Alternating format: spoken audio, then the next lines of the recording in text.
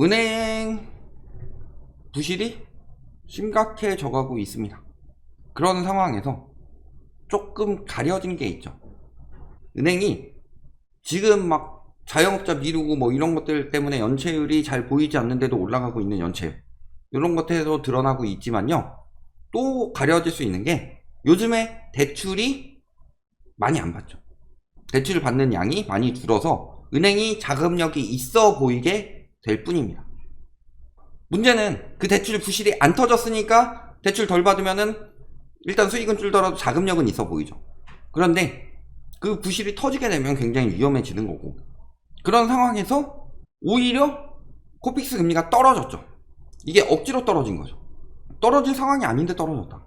그런 것처럼 은행의 부실이 조금씩 드러나고 있는데 지금 오히려 코픽스 금리가 떨어지는 괴이한 상황이 벌어졌다. 이게 왜 괴이한가? 이런 것들까지 전반적으로 보시면서 은행 구도가 이제 1금융권은 티가 많이 안 난다고 하는데 1금융권에서도 이제 슬슬 뭐 터진다는 거, 1금융권이 망한다는 소리 아니에요. 징조가 보일 정도면 2기 3금융은 얼마나 심각하겠나, 이런 부분까지 같이 보시겠습니다. 자, 이번에 코픽스 금리 떨어졌답니다. 시장금리 하락으로 인해서 은행채와 예금 금리가 떨어졌다.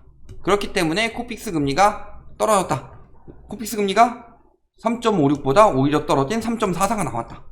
문제는 기준금리가 3.5인데 코픽스 금리가 3.44예요. 말도 안 되죠. 앞에 뭐라고 그랬어요? 은행채와 예금 등의 금리가 떨어졌다고 그랬는데 금융채 금리가 떨어지고 있어요? 저희 계속 요즘에 올라가는 그래프 보여드렸죠.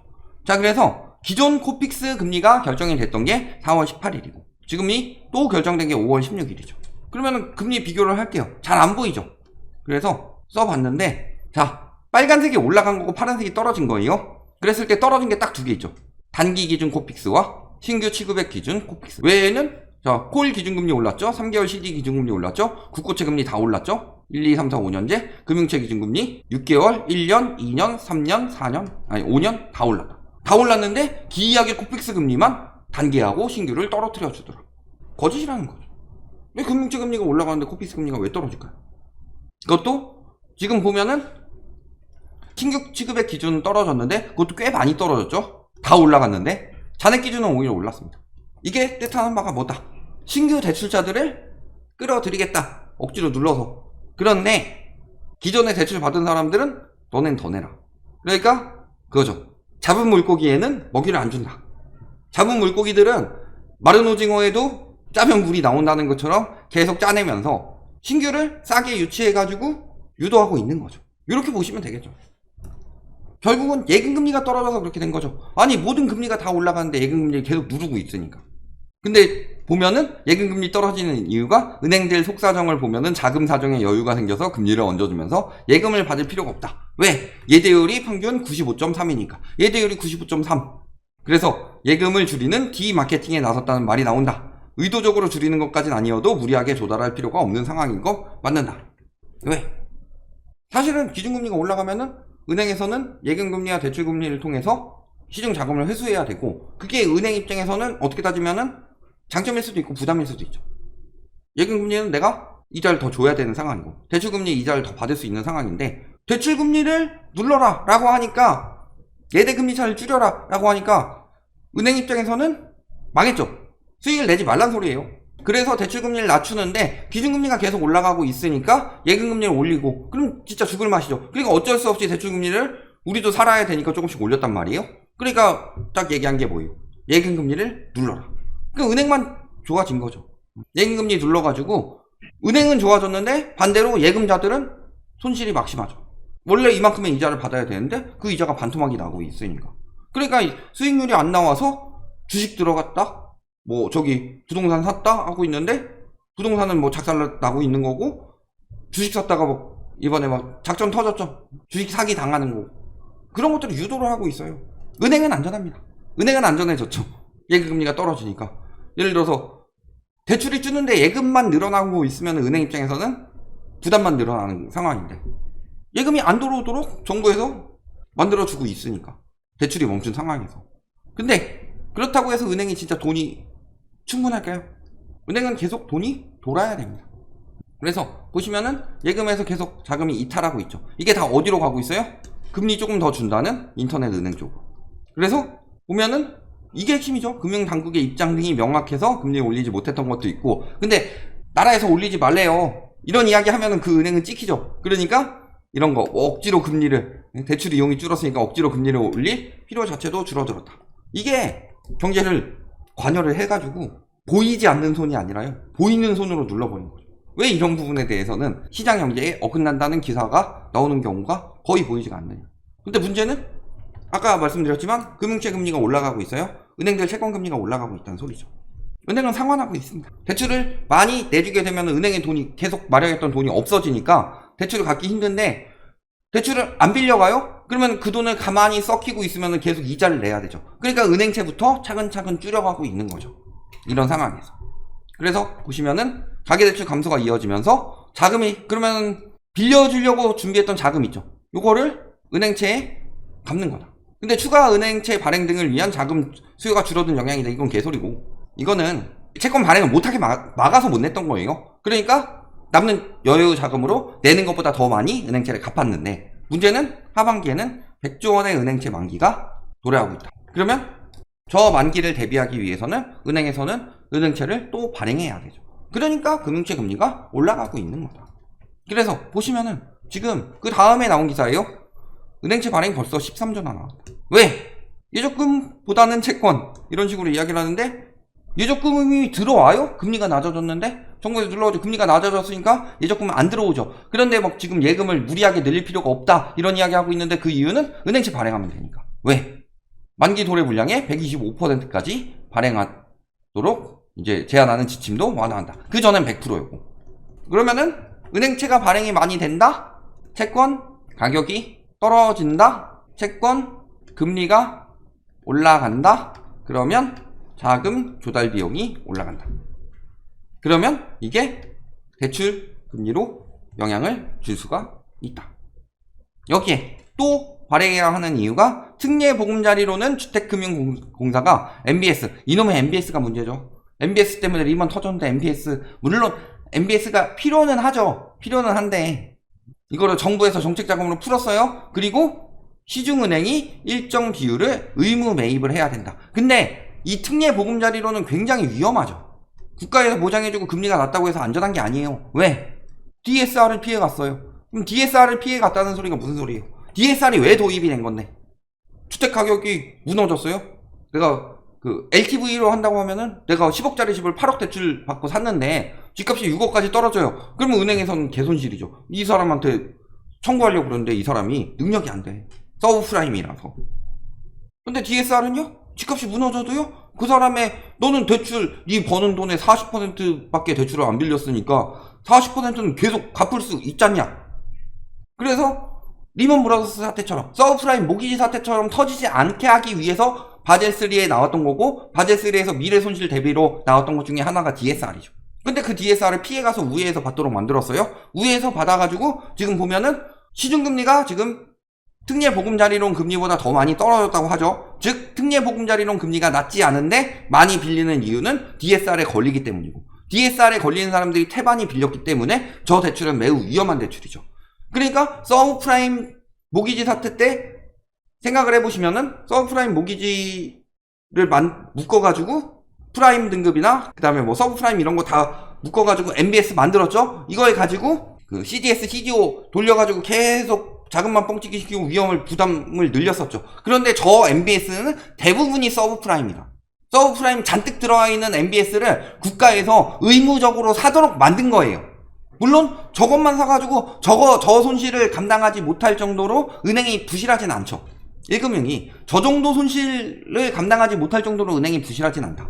다만 또 한다면, 이번에 효과 제대로 보고 있죠. 그러면은 다음에 지금 정부 적자가 심하기 때문에 특례 보금자리론을 더 연장하기 힘든 상황이에요. 그러니까 다음에는 너네가 자체적으로 싹 다 100% 매입해가지고 특례 보금자리론 만들어라. 이딴 식으로 하면 은행 진짜 부도 나는 거죠. 왜? 부동산 억지로 떠받치는 거는 사실 오래 갈 수가 없습니다. MB 정부 때 전세자금 대출을 풀었어도요 1년도 안 갔어요. 데트캡 바운스가. 그런데 지금은 특례 보금자리론만 막히면 더 들어올 돈이 없어요. 왜? 전세자금 대출을 더 풀 수 있는 여력이 안 되죠. 그때 80%까지 풀어놨는데 80%까지 막 빌려주도록 만들어놨는데 지금 100% 빌려주면 망하죠. 그러니까 저런 부실들을 계속 은행에게 쥐어주고 있어요. 그나마 감당 가능하니까. 네가 맷집이 좋으니까 가가지고 네가 맞아라. 1금융권한테 그렇게 하고 있는 거죠. 야, 2금융권이 맞을 건데 쟤는 한 대 더 맞으면은 KO 당하게 생겼으니까 1금융권 네가 좀 대신 가서 맞아줘. 계속 지금 1금융권한테 계속 그거를 지금 몰아붙이고 있어요. 제목은 뭐 은행 부도 이런 식으로 올라갈 거지만 1금융권이 버티고 있고 맷집이 있고 이거를 다 감당하고 있는데 딱 감당할 여력이 사라지게 되면요. 어디부터 터져요? 1금융보다는 1금융이 보증해주면서 버티고 있다. 1금융권이 어느 정도 커버를 쳐주고 있는 상황인데 그 체력이 사라지게 되면요. 터지는 거는 부실한 쪽부터 터지게 된다. 자, 여기에 지금 9월에 자영업자 또 연장하겠죠? 이거 연장하고 있는 건요. 티는 안 나는데 갉아먹고 있는 거예요. 그러니까 은행 입장에서는 연체율은 안 늘어났는데 왜 이렇게 우리가 부실하지? 라는 느낌이 들도록 만들 수 있다. 그런데 저거는 또 연장할 가능성이 굉장히 높습니다. 왜? 지금 그 리스크가 터지길 바라지 않는다. 특히 내년에 총선인데 터지게 만들 거예요? 안 만들겠죠. 또 연장하면 저것도 은행 부담이에요. 근데 문제는 수치가 보이지 않으니까 더 큰 부담입니다.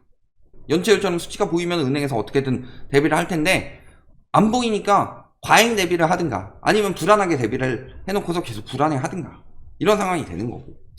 그런 상황에서 미국 상황은 어때요?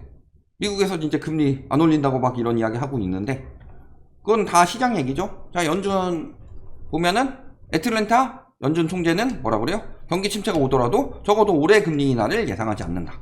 그 다음에 미니애폴리스 연은 총재는 뭐라 그래요? 가장 중요한 것은 몇 달간의 긍정적인 인플레이션이 많이 잡히고 있다. 이런 긍정적인 지표에 속지 말아야 된다. 왜? 내려오고 있지만 아직도 너무 높고 노동시장은 뜨겁고 연준은 갈 길이 멀다. 심지어 가장 비둘기파적인 인사인 시카고 연은 총재도 뭐라 그래요? 개선이 이루어지고 있지만 그렇게 빠르지 않다. 인플레이션이. 그리고 지난달에서도 금리 인상을 나는 비둘기파지만 간신히 지지를 했다. 불안을 고려할 필요가 있다. 뭐 이런 쪽으로 좀 비둘기적으로 이야기하더라도 좋지 않게 보고 있고 미국 기대 인플레이션 자체가 빠르게 떨어지고 있지 않습니다. 왜? 미국은 인플레이션이 진짜 안 잡히고 근원 인플레이션 계속 걱정이다 이런 기사들 내주고 있는데 우리나라는 근원 인플레이션보다는 많이 떨어진 인플레이션에 초점을 두고서 사람들한테 계속 이야기를 하니까 인플레이션 잡히나 하고 기대감을 많이 갖도록 만들어서 우리나라는 기대 인플레이션이 빠르게 떨어지는 거죠. 언론의 역할이 중요합니다. 그래서 근데 미국은 금리 인상을 더 할 수도 있다. 금리 인하는 안 한다. 이게 연준의 의지예요. 연준의 의지가 그런데 맨날 시장에서나 금리 인하 이야기하고 있고 너 맨날 틀리는 노무라증권 이런 데서는 막 올해 금리 인하한다. 우리나라도 올해 금리 인하할 것이다. 그런 거 계속 따다와서 보도하고 있고 잘 생각해보세요. 부자들 어떻게 행동하고 있나. 그걸 봐야 되죠. 지금은 부자가 되는 법이요. 막 여기저기서 이야기합니다.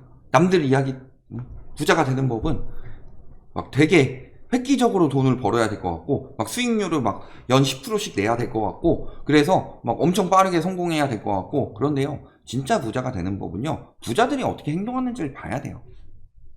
자, 그랬을 때 고액예금 10억 초과 고액예금이 사상 최대인데 이게 왜 부자들이냐? 기업들이 내는 것도 기업들이 하는 거 아니냐? 보시면은 고액예금 중에 대부분은 기업예금입니다. 사실. 그래서 보시면은 10억 원을 넘는 계좌의 예금 규모가 사상 최대치를 기록해서 800조다. 그래서 기업 예금이 많이 늘었다. 기업 예금이 대부분을 차지하는데 여기서 핵심으로 볼 수 있는 건요. 기업 자유예금은 오히려 줄어들고 있죠. 가계에서 10억을 넘는 큰 돈을 넣어놓는 사람들이 늘어나고 있다. 왜? 지금은 투자할 시기가 아니기 때문에.